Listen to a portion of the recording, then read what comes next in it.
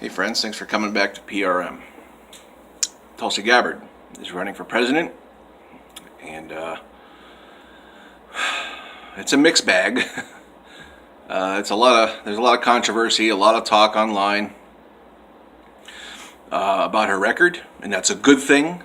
Criticism is a good thing. Skepticism is a good thing. We should all be open to it, and we should all be open to changing our minds as well.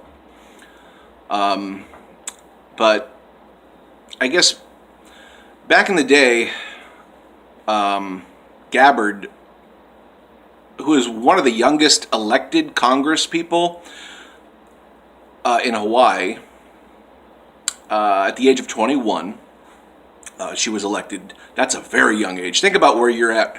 If us older folk, I'll be 40 this week.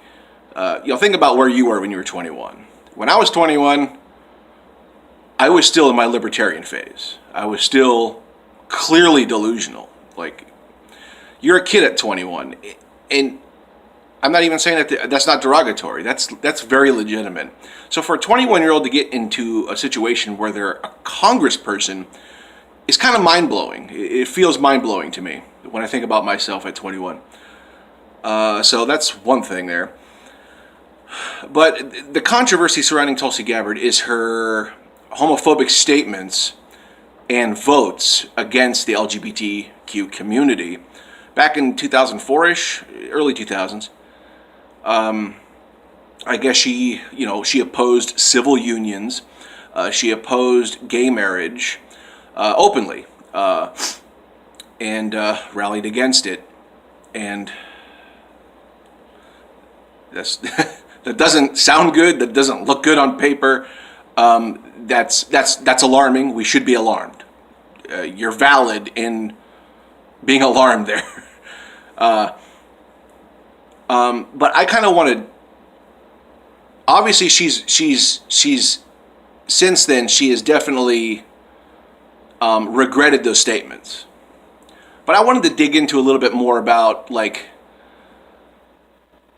what life was like for her that led up to that. I just want to speculate a little bit on it because as someone who grew up in a strict religious, fundamental Christian upbringing where you have a lot of ignorant positions, you have a lot of ignorant stances against humanity in every way possible because you follow the Word of God, you follow the Bible, you're taught the Bible and nothing but the Bible, and that is interwoven into your psyche, into your existence, into your life. And kind of looking at Tulsi Gabbard, it looks like she could have had the same thing. Her father is like a staunch Republican, a lot of ignorant views on homosexuality, openly campaigned against homosexuality in civil unions. So the apple didn't fall far from the tree there with Tulsi. And you can see how that was woven into her rhetoric, that was woven into her belief system, and then fast forward all the way up to 2012, where she openly stated she regretted that stance. She changed her positions on gay marriage and civil unions, started supporting them and voting for them. And her LGBTQ record since 2012 is solid. But there's a lot of skepticism around that because it's hard for people in the LGBT community to believe that that she's changed, and they should be skeptical of that. Like I said, it's okay to be skeptical of people who take radical positions against, civil unions and gay marriage. Like, they should be thoroughly vetted, and we should vet her the same. But I understand that people can change their views. And just looking at Gabbard in her upbringing and studying about her father, who just seemed like this overbearing, religious maniac type, that was woven into her, okay? And she even took it as far as, she took it to Congress and openly, rallied for those causes. And, it's ignorant. She was ignorant at the time.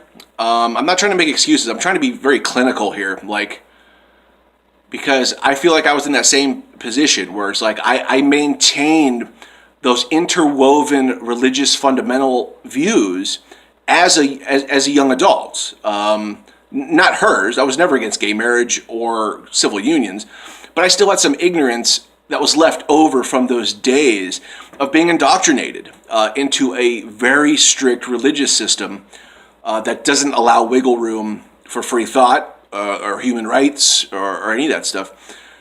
So she's out of it. She's regretted all of it. She's openly regretted all of it. And she's, and the question is now, do we go forward with her? Because getting to her domestic record, it's pretty damn good. She's even a fellow at this Sanders Institute. They just don't let anybody in there, okay? That's some elite class right there in the progressive world. If you're in the Sanders Institute, okay, you're just not someone who wandered in off the street, okay?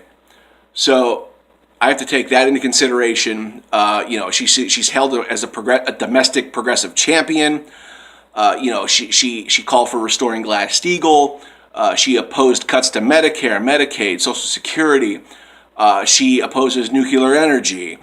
She physically went down to the Dakota Public Access Pipeline and protested. That says a lot about someone's character. So there's a lot of good things and there's a lot of bad things, but are the bad things forgiven? I'm going to go ahead and say they are.